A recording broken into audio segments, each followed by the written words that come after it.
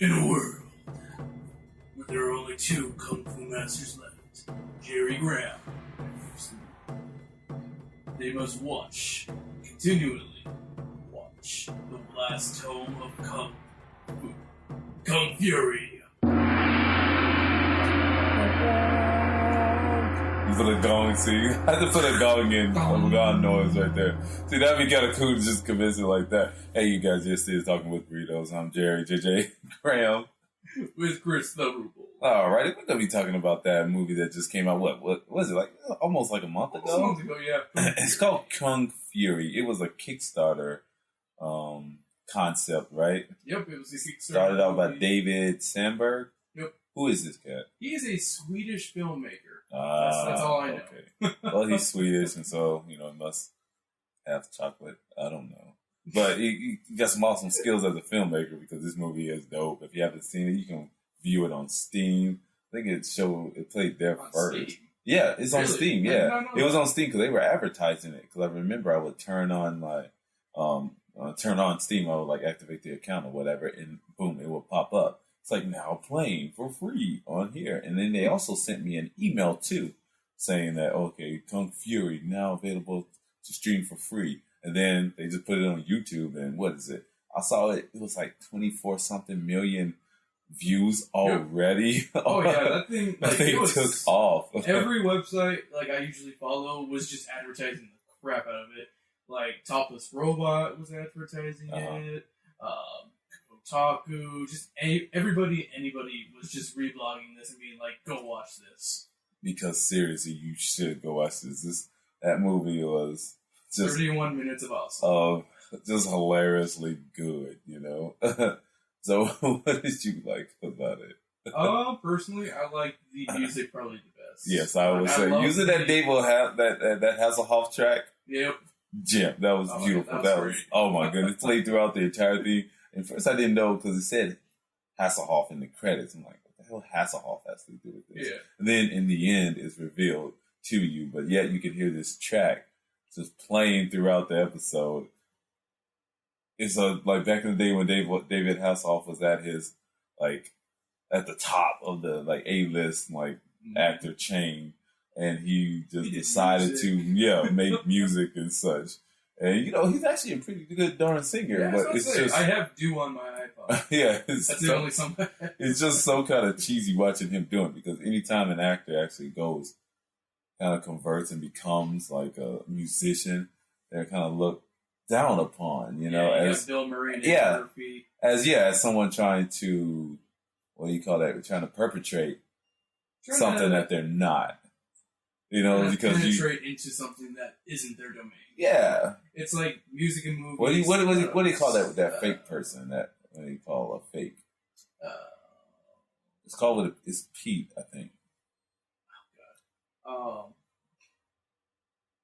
Peter Griffin. Yeah, but someone who's just trying a poser, pose as something that they're not, or just because maybe this other thing was cool, and so they I wanted to join in this whole thing. But yeah, he actually did. And Eddie Murphy, he has to his credit, he has skill too. I was about to say the second album he made was way better than the first one. Yeah, but it's not the best thing ever. Yeah, because a lot of times I think when they first come out, they try to go with whatever pop trend is happening, and Eddie Murphy just wants to party all the time. Yeah, and okay, that was you can still listen to that to this day, and it's still a good damn song. It's a good cheesy song. Yeah, it's ridiculous, but yeah, it's still fun to listen to. Especially if you look back at it, it's like, what are you singing, Eddie? And if you're like me, you can remember the video. It was like. Him in the studio. Singing it to the mic with his headphones. Dude was jamming. But nowadays on his newer stuff, he plays guitar and yeah, he's actually a musician. I don't know if he plays piano too, but I know he does. He picked up the acoustic guitar, so he was singing a lot that way. I don't know why, but I'm just imagining Eddie Murphy singing Green Day song. What is it? The Days of Our Lives or whatever. I can't recall. I can't remember how it goes, but it's like It's like in every person's like graduation end song. Oh, yeah, you know that exact one. Yeah. But no, man, seriously, I would say I like the music and everything, but I don't know. I think it's the aesthetic nature of the film that really grabbed me because it is totally just a flashback to the 80s. Mm-hmm. And he didn't necessarily have to put in the VHS like effects, but yet it added such a quality to the film, whereas it enabled you to reminisce putting in a VHS and having to like skip and slow down and having to adjust the tracking and do all that silly stuff to try to get the picture right because it was so horribly recorded over maybe a million times, or you recorded something else and you just finally caught this one on videotape, or you played it on repeat all the time. You just rewind, replayed, and then it's just like you just ruined the material, the actual physical aspect of the tape. What is that? What do you call that? What did they make that stuff? It wasn't celluloid. It was. Yeah. What did they record those things onto? I never knew what that material was. On the VHS. Material like if VHS or like cassette tapes. I never really looked at it. I mean, I know what it is, but like what you're talking about, I just don't know what it is. Yeah, just straight off, man. And so I would say it was just that for me. It was so nostalgic to just the days of old and just making. I don't know, and it was fun. It's not taking anything too serious. It's just fun. It has a Hitler. It's like what is the Kung Fuhrer? Oh my god, that is an awesome makes me villain name right there in itself. And they have a dinosaur. Triceratops. For no reason at all. Hey man, Triceratops. I didn't believe in you at first, but I believe in you now. And that ending hug. It's so cheesy. But it's so awesome. And to me, I was thinking, okay, along the lines of, Kickstarter programs and Kickstarter films, my thing is you start thinking about this. Think about all the we just had Jurassic Park out there, and Jurassic Park made like a quadrillion billion dollars, but yet it was made for a quadrillion billion dollars, so it made back all of that stuff. And so I wanted to think about like just independent film and how now you can have other people who are interested in your work become producers. Because when you have a concept, a script, you have to find someone to fund it. Mm-hmm. And so with Kickstarter and some of these other Indiegogo programs, you can have people. If you have an awesome concept and you present it to them, you're selling them a pitch. Mm-hmm. And I didn't follow this Kickstarter. I never knew of it until the actual movie came out. Did you? I knew of it too late. I knew of it way too late. I would have backed up. Do you know how he actually presented it to? No clue. I think he just had a trailer and that was it. Okay, see, that's what it is. It's all about the marketing. He had a trailer, so he had an idea. And so, boom, he put that out there. And people are like, oh, wow, this is fun. Let's do this. I think I would like to get behind this. And I think that is just so amazing for like amateur filmmakers to this point. Whereas if you have a story, you can do a table reading or something like that with people, or just create like back in the day that movie with his name was Clive Owen. Okay. He was protecting a little baby. It was based on sort of like the old samurai. Oh, you mean Lone Wolf and Cub? Yeah, it's based on something like that. But you remember that movie? He had the baby. He had to save the baby, and it was like totally outrageous. I just remember Lone Wolf and Cub. Yeah, we'll reference it in the show notes. But it was this this guy. He just comes across this baby, and he has to save this baby. He has to get this 3 men and a baby. But it's not that one. But it's Clive Owen. And I remember at Comic-Con listening to the director of this film. He was talking about how, and he just made, his thing is he had some skills. He could draw a little bit. And so he just went in and he animated a short. Wait, was it the one with the 1940s Italian gangsters? I think so. Oh, man. Because they referenced it on the Wikipedia page. Oh, really? Yeah. But he had a trailer, so they showed the trailer at Comic-Con, and it was just basically, he showed this, it was basically his storyboard shot as, a movie. It was a movie storyboard. So he did it like that, and that was his pitch, and immediately people, boom. They picked it up. Studios like, this is awesome. Let's do it. And it's all about getting your stuff out there. And a lot of times people think that because it's hard, it really is hard. If you have a script or something like that, you put it out there and it's like, oh, look at my stuff. And a lot of times people, unless you have a friend or somebody who knows a friend of a friend of a friend of a friend, and then they can get it to somebody's hand who's a friend of a friend, a cousin, uncle, my sister is fucking them. They have these things, sometimes these scripts, they just fall to the wayside. It's like, okay, I'll get to it. Or they're in the bundle of other scripts. And so it's like trying to get your stuff out there, you have to find different means. And I think with Kickstarter, especially with films, I think that is so awesome. I think Rooster Teeth, they just funded theirs for like $1 million or so. They had like $2 million to fund a movie. Awesome. They can just they go in and just boom, film a movie. And the best part of that is a lot of their special effects, they do it themselves. So they don't really have to go out there. They can just focus on production. All the extra stuff they can just do in their own studio because they have the artists to do that. I don't know. I think that's one thing that hit me about this film. I'm like, wow, this cat had an idea. He put it out there, and now look at it. It's right here. And people love it. People love this movie. This movie is awesome.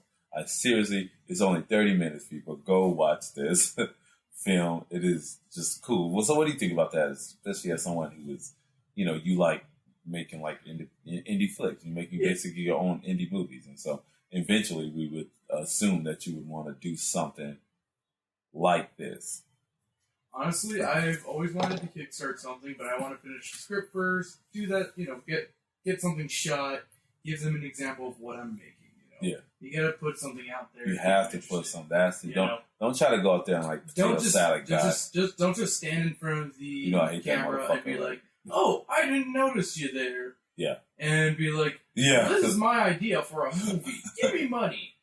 Don't be Yui Bowl who tried Kickstarter. He tried to do Kickstarter. Let's talk about that. That was hilarious. That video that he so put out. Angry about it. It's like, you want to know why you didn't get funded? Because you stink.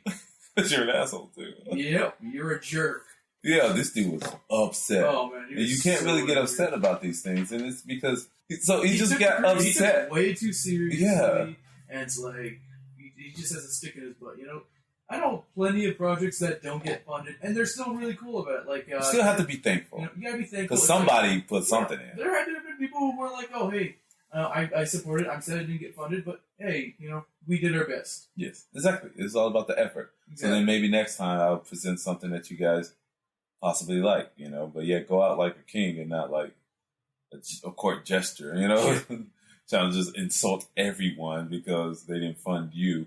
Well, basically, he's doing the same thing he did to studio execs and producers when they stopped funding his stuff. Yeah. Where they just like, okay, no, we can't give you money for that project. He got really upset over them, so he kind of distanced himself from that. I guess that Hollywood. I wouldn't say a lot of his stuff was Hollywood though, because he went later on. He went to a lot of like just indie backers, just independent producers out there. It's like, okay, I'll throw money into this witch hunter thing or whatever. Blade, what was it? Blood Rain. Blood Rain, yeah, because then he do Blood Rain. He did a sequel to the one that he did. Blood Rain 2. Yeah. Just play the games. Yeah, just play the games. Even though the games weren't even that good to begin with, he makes video game based movies of games that aren't even good to begin with. Because what was it? Postal 2, or what was he trying to get back? He was trying to fund Postal 2. That's what it was. Yeah, okay. And it had like the worst grammar on that page. Oh, really? Like if you come on, he is. Well, he could have gotten someone else to proofread it, or write it. Yeah, anybody proofread true. But he just chose not to. So I like that as I don't know. I think that is just so promising for aspiring filmmakers, because nowadays, just like we were just talking before, you have the equipment to do it. Joe Schmoes, look at YouTube, period, VMO. People are doing it. People are making films, and they're making them because they have settings on these things where you just take them. If you shoot raw, you take them into Photoshop, into Premiere or Final Cut Pro or Vegas. You can adjust the qualities of a film to make it cinematic. You know, it's no longer just me with my VHS machine. What do you call those big old things of my Super 8? Not my Super 8, because those are awesome. We come out with this thing, you know, you have all that, but you can make it, you know, it's not that quality anymore. You know, that quality had an aesthetic of its own. You know, you can go back and look for Super 8 footage, and it's like, wow, this stuff is just so cool just because it had a certain look. But nowadays, you can have a flat image and kind of make it look like that. But so now a lot of stuff isn't looking as immature-ish as it used to, you know, where you had to try to cut this crap together yourself, you know. So what if, like, a person like, let's say, Kevin Smith back in the day, do you think like a Kevin Smith or Robert Rodriguez would go via like a Kickstarter program or something like that to fund the film nowadays if they were getting their start out now? You know, I could see it happening. You know, I mean, I've heard Robert Rodriguez actually had to sell his blood and stuff. He said, I had the book over there, Rebel Without a Crew. Yep. I reference that all the dang time because he did a lot. He sold a lot of things just to try to make ends meet just with this film. And he didn't do it all in one night or 1 week or something. This is over a course where he would, if he earned enough money, he would shoot. Mm-hmm. And he'd go do other things and then earn enough money and then go shoot some more. He did everything he needed, and he used what was in his own personal arsenal. He didn't really try to, because he couldn't. He didn't have the funds to do that, to go outside that boundary. You know, so even with Kevin Smith, he used the things around him. You know, he used his store that he worked in as the place. You know, as a setting. You know, so even the rooftop and their homes in and around Jersey, he used all of that to his disposal. So I thought, you know, I could see Kevin Smith doing a Kickstarter. Same here. Like going back, yeah. Maybe Indiegogo, because I know the guys Super Troopers 2. Yeah, Super Troopers, they did that. Yep, and that was fun. Successful. That one. Yeah, oh, come on. I know, but there's so many fans. Because they have such a... did it, but I was like, I don't have the money right now. But my thing is, why would they have to? Maybe they were just tired. They didn't want. I don't think they wanted to do indie. I think they wanted to do it on themselves. I think they wanted it themselves. They wanted to stop with the meddling of the producers. Because that's how the first one was. Yeah. It was all them. Yep. And I think with the second one, that's why it never came to fruition or never came to film or it never came to a sequel just yet, is because maybe they didn't have that independent.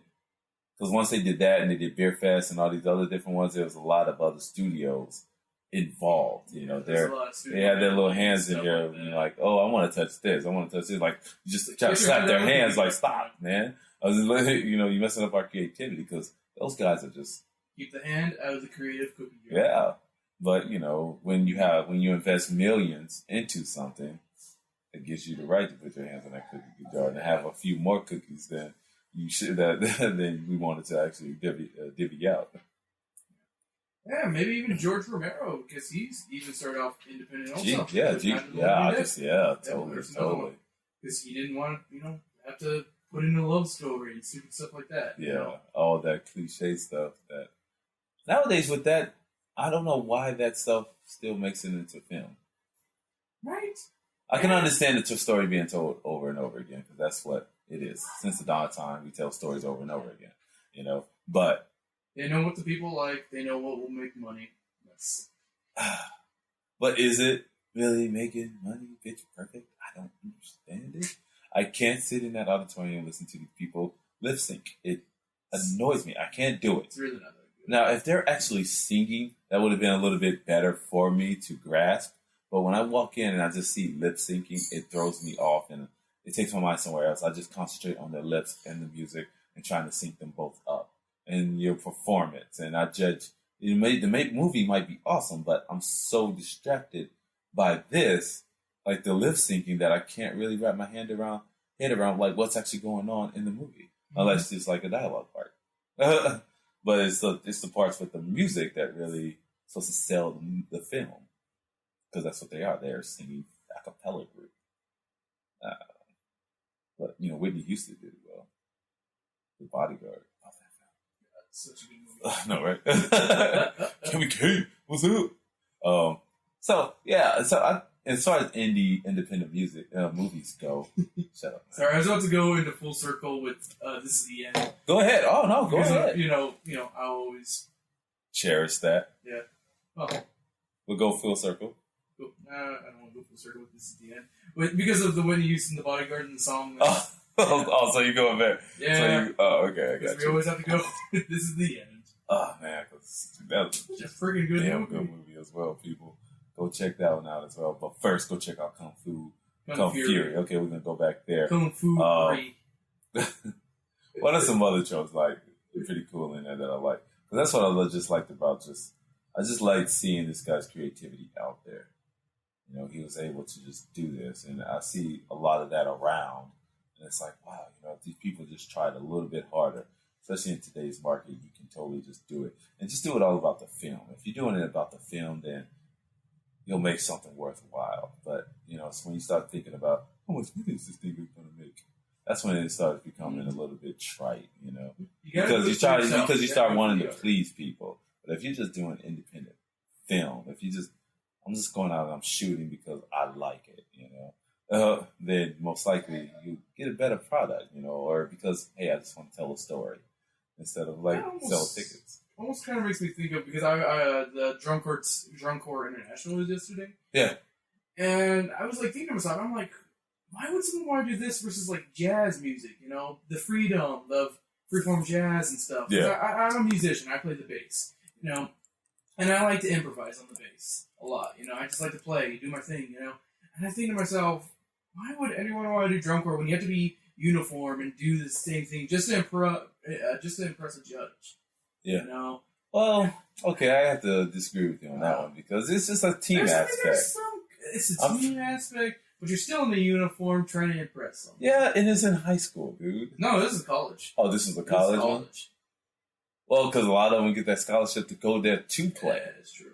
I'm not saying that their musical ambitions are deterred from that. Some of them may, and because it does kind of restrain independent thought. Because you have to practice. You're practicing constantly, and so you might not be able to go branch off with your little band with your boys who just didn't go to college. You thought, I'm just gonna go play. So it might be a little bit difficult there to try to exercise some independence with your music, but you always got time at home.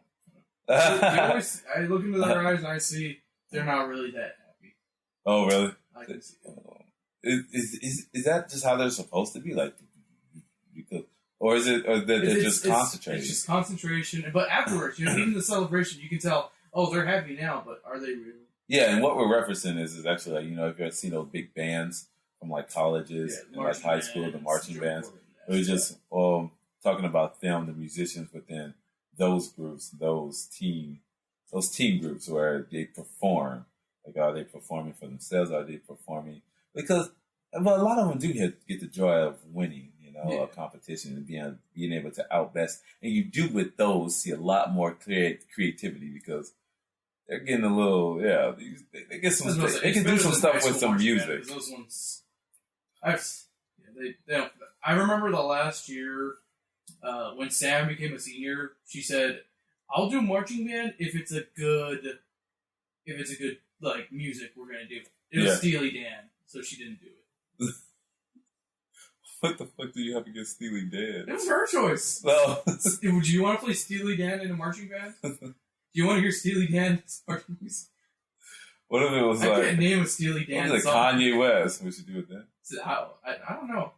I would be like, do it. Yeah. That's cool. Do it, please. Come on. That's pretty cool. No one marching band can have all that power. See? Right, exactly. They could totally do that. You could totally flip it and make it entertaining. Because then you have the dun, dun, dun, dun. You have the beats. Oh, man. See, I love those. I like when they do something popular and do something fun. But then do something creative with the music. Yeah. Oh, my goodness. Sometimes some of those things, they could just take a piece and use certain instruments to do this with that, and it makes it so original that it's entertaining. But I couldn't really see myself sitting there for 8 hours, watching, ugh, this is boring. It's like baseball. No, it's kind of like baseball. It's kind of. But I'll watch any other sport, but not baseball. No. Yeah, I can't sit through it. Oh, so what else, man? About Kung Fury. Kung Fu. I like that a lot of the lip syncing was off. You're right. I thought that was funny. It's so great, though. Also, okay, spoiler alert, there's an animated scene where he dies. Yes. That was cheesy and catch. great. It reminded me of like the Rambo animated series. Yeah. Rambo animated series, yeah. Dude, you're flirting with disaster there. We could totally I was about to take this conversation into that realm. Yeah. When we talk about like your concept with cartoons that don't need rated R movies that become animated cartoons. We should do that next time. We really should. Yeah, we should. We could do it tomorrow. I'm not too familiar with it right now. I need to like actually watch some. I just know of them. Yeah. I've never actually sat down and watched them. No, I used to watch. I watched the Toxic Avenger. I watched Rambo cartoon. I remember that. I remember Sergeant. There's RoboCop. I don't know. I don't remember that one. I remember Sergeant Slaughter going to G.I. Joe, but he wasn't anything rated R. I was about to say he was just a personality. Yeah, he was just a personality from wrestling that they could sell on G.I. Joe because of his military background. Yeah. So it was just kind of military background. He never had one, really? I don't know. I thought he was. I thought he was like in the military, and then he became like an actor. Have you seen Sergeant Slaughter? During that time, he wasn't. That was his thing. He wasn't as big as everyone else, but he was punchy. But it was his presence, though. Yeah, it was the presence that they were selling. They didn't care about. They want him working out, and so they're like, "Oh, we just want you to show up." And he did wrestle a few times. Yeah, but he always had the uniform on. Yeah, he never had didn't he always fight short shorts? What's his face? The Iranian guy, the Iron Sheik. The Iron Sheik. Weren't they just rivals? Because I think they did that. And the look at the political, all that political stuff. Yeah, a political undermining. I wish they would bring that stuff back for something. Just the bad USA. Oh yeah, it used to be all about the USA back then too. The Iron Sheik was pretty badass too, though. John Cena, Marine. They already have that kind of thing. They just need, someone dressed up as the Taliban. Him pile driving in. Ugh. Wow. That subjectiveness, man, would be so horrible nowadays because it would be so obvious. I guess it was obvious then, too, but we were stupid. Really obvious. Did they have a Russian, too? Yeah, there was a Russian guy. There was a Russian as well. I can't remember his name, but he's a giant Russian dude. Yeah. All you had to do was pit him up against Hulk Hogan, and then... Hulk Hogan, All-American guy, I'm playing, the Russian. That's why Rocky was so great during that time, because it was during the 80s and the, Cold War crisis, and it's like, Rocky is fighting in Russia. Even though, what's it called? Dolph. He's German, what was he, Austrian? I think he's Austrian. Yeah, I think he's Austrian, too. What's it called? Did you ever hear the story of that, he, because he always tells the actors, actually... box for real. Yeah, you really wanted somebody to hit him. And when Dolph Lundgren actually knocked him out, Sylvester Stallone, and they had to take him to the hospital, they thought he got hit by a truck. Shit. Yeah. See, fuck that. Yeah. That's why you really can't. Yeah, that's why That's why you don't mess with Dolph Lundgren. You don't really mess with Dolph. He's smart. He just seemed like he was really angry back then too. It's like he really wanted to. He was so angry he's probably just pissed at freaking Stallone, thinking he's badass like this little puny human. Just whooping his ass. Oh, that was such a good movie, though. Oh man, I love Rocky. But that was not well received, though. It wasn't well. It's well received back then, but nowadays it's kind of like it's it's kind of seen as a cheesy movie because that's what it is. Rocky 4, everything after Rocky 2 is kind of cheesy, honestly. True. Yeah, because it became like the fighter of this film. You know, let's go get somebody else to fight him. Let's go get him to fight him. Let's go get this other. But it wasn't until Rocky 5 that they did something different and great with it. Oh, wait. Was it not Rocky 5? 6? No, Rocky Balboa. I'm sorry. Rocky Balboa.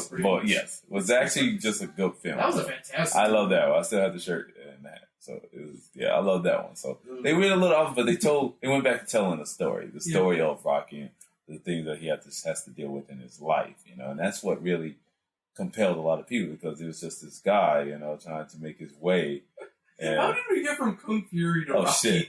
Because it's 80s. It's all relative. It's in the 80s. Well, yeah, Rocky. Well, you're talking about Rocky 6. Okay. 6 plays in 2000. Rocky Balboa, no, that was like 2002 or something. Whatever. You know how I like to jump around. Fight. We jumped around a lot today. So, but the premise Fury. was with this episode, it was, Kung Fury. Gosh, I keep saying Kung Fury. Kung Fu Fury. Kung Fu. Whatever. But, didn't he look like, what's his name from Street Fighter? Ryu? Yeah. Was it Ryu or Ryu? I don't know. I always said Ryu. I always thought it was Ryu. Ryu? I don't know. I have Street Fighter 4 on my Xbox. We can check it first. Does it have an enunciation? Yeah, it does. It has. Oh, really? It was like Ryu. Oh, okay. Like when you choose Ryu. Well, seriously, okay, so let's go over the great parts about this. First of all, okay, it's 80s. It has a VHS-like quality. Mm-hmm. Very well done, graphics, for an independent movie, which he made, which he started a Kickstarter for, and he made like $625,000, I think. It was something roughly around there. Yeah. He was able to put together this 30-minute feature. Okay, 30-minute. Can you call it a feature? Short or a short movie? Yeah, I say feature film because it's all relative. Like, is it what defines feature film? Mm-hmm. Oh, me either. So I'm gonna say 30-minute feature film that he was able to release for free. Yep. Which is maybe most likely going to give him some credit. And what about that little thing at the end where it's just like, I want to see it, and I hope that they keep it true. Keep it online. Keep it online, yeah. I don't know why. I just think keep it online because it would be, and then keep this as your pet baby, your baby project, and then you're gonna have some scripts come in. People are going to ask you to do some stuff because you do have a vision, and you proved that. And dude, he went back in time. He put every little trope. He went to the Viking Age, which has the Viking Age, yes. Laser raptor. Laser raptors, They didn't have that in Jurassic World. Back in the day, nowadays, you had Adam Sandberg and everything. You'd have like the laser cats, but he had laser dinosaurs, and it was cool. And Barbarina, what was her name? Barbarina. She was like Barbarina, right? Or Barbariana? I can't remember. A barbarian. Barbarina. Yeah. It's a barbarian with green eyes. Yeah. So silly, man. Seriously, this was a very, very creative project. Mm-hmm. Where he just put a lot of just fun into it. And you can tell that it was fun for him doing this. And I say go check it out. Oh, yeah, for sure. Check it out. Take 30 minutes off. Just watch it. Dude, yeah, Chris watched it at work during his break. Yep. 30 minutes. Come on, you guys. And most of you guys have an hour. You can watch this film in one sitting. And most likely you'll have other people like, hey, what you watching? They'll come behind you like, hey. I even had that yesterday because Jessica was in the room and she's like, "What you laughing at?" I'm like, watching a movie called Kung Fury. She's like, "Oh, what's it about?" I'm like, "Kung Fu." Yeah, this is fun Kung Fu. And I started laughing really hard when I saw Triceratops, and she's like, "What's so funny?" I'm like, "It's a Triceratops, but he's a cop, so he's Triceratops." Triceratops. Oh, maybe this is episode. Oh no. Okay, episode 100. Yeah, episode 100. Hey, so yes, please go watch this video. It's actually pretty good. We recommend it. Hell, if you want to support him, you can actually get a digital download of it for $5. Oh, you can take it anywhere. Guys, I'm gonna do that. Seriously, I will do that right now. I don't care if $5. There's a shop where you can You can buy T-shirts and all that stuff. He has 2 different T-shirts, a poster, a vinyl. And basically, a lot of times with that, people, that's where he's gonna make a lot of his money. Mm-hmm. Give that to him because $5 for the actual download, boom. But pick up some merch, what's really cool. What's his YouTube channel? It's like Laser Dinosaur, Laser Unicorn. I think? Laser Unicorn, man. Go check that out. That's an awesome name too. You can't really miss that. I was gonna say, just type in Kung Fury. The first one to pop up is that one. Don't fall for any of the fake ones. Yeah, don't go for any of the fake crap, man. Yeah. Seriously, support the real deal. It was good project. I commend this fellow. It's everything that I always wanted to see and do, like right there. It's all right there. Just have fun, be creative, and enjoy yourself. Making film and so that other people can do it. enjoy your stuff. Yeah. Don't think that you can be, pigeonholed into making one different film. Some of you do this for a living, so it's like, oh, somebody call you like, I have to do this. Hey, more power to you. That's cool too. Good. Hey, you got to make that money, but always keep some stuff for yourself. All right, and you can always do it independently. One last thing before we sign off. Yep. I love the poster for this. It's a very Drew Struzan style poster, and I just really love Drew Struzan style posters of like all the faces and the action going on in the foreground. It's just one of my favorite styles. Yeah, go pick up that poster then too. I was gonna say I almost bought the the 3-pack, which came with a shirt. Oh, really? The David Hasselhoff vinyl and the poster. Nice. See, that's clever, man. Yeah. They did well with this feature, seriously. So go check it out, you guys. And it's for free online. So all you have to invest is time. Exactly. All right, and that's been Talking with Burritos.